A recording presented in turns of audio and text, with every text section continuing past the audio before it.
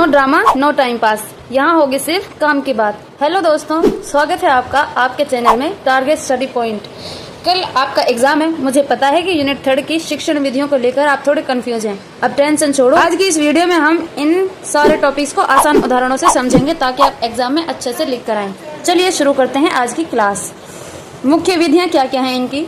दोस्तों, जीवन कौशल को पढ़ने की 5 सबसे महत्वपूर्ण विधियां हैं जो आपके सिलेबस में हैं। पहली, परियोजना विधि।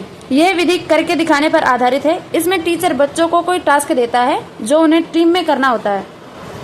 मान लीजिए अगर हमें टीम वर्क सीखना है तो मैं क्लास में एक प्रोजेक्ट दूंगी कि स्कूल के गार्डन में पौधे लगाओ। इसे करते हुए आप सीखेंगे कि कैसे एक दूसरे का साथ देना है। दूसरा, प्रदर्शन विधि, करके दिखाना। इसमें शिक्षक खुद को रोल मॉडल की तरह पेश करता है। मान लीजिए अगर मुझे तनाव प्रबंधन सिखाना है तो मैं आपको दिखाऊंगी कि मैं खुद मुश्किल स्थिति में कैसे शांत रहती हूँ। आप मुझे देखोगे, मेरी बॉडी लैंग्वेज को समझोगे और खुद भी वही सीखोगे। तीसरा, अवलोकन विधि, दूसरों को देखकर सीखना।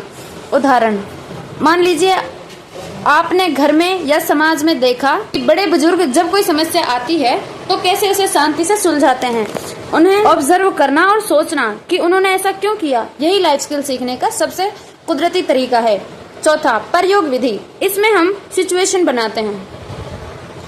मान लीजिए क्लास में एक नकली इंटरव्यू करना, इससे आपका डर निकलता है और आपका आत्मविश्वास बढ़ता है कि असली लाइफ में जब इंटरव्यू आएगा तो क्या करना है। पांचवा, एकीकृत विधि। ये सबसे बेस्ट है। इसमें अलग से लाइफ स्किल नहीं पढ़ानी पड़ती। मान लीजिए जब आप इतिहास या हिंदी पढ़ रहे हो तो उसी के बीच में उस टीचर के जरिए जीवन की सीख देना कि हमें कैसे ईमानदारी या साहसी बनना चाहिए। पढ़ते पढ़ते ही लाइफ स्किल सीख जाना, यही एकीकृत विधि है। तो अब आते हैं दूसरे सबसे महत्वपूर्ण पॉइंट पे, शिक्षा और समुदाय की भूमिका। लाइफ स्किल्स में शिक्षा और समुदाय की क्या भूमिका होती है। अब बात करते हैं कि इस सफर में टीचर और समाज का क्या रोल है। शिक्षक की भूमिका क्या है, पहले ये जान लेते हैं।